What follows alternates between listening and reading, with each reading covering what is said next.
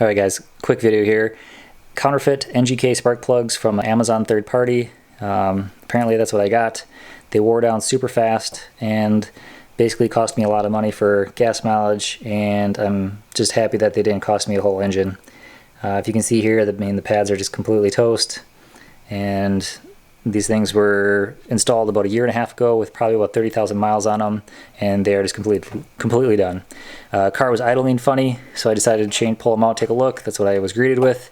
I ended up getting some new spark plugs from Napa Auto. They work great. But yeah, if you have bought spark plugs, NGK, from Amazon in the last 2 years, I'd probably recommend pulling them out and taking a look at what you got. So, that's about it. If anybody wants these, NGK specifically, if you want these to see if they're counterfeit or not, I will happily send them to you. Just contact me and I will get them out to you.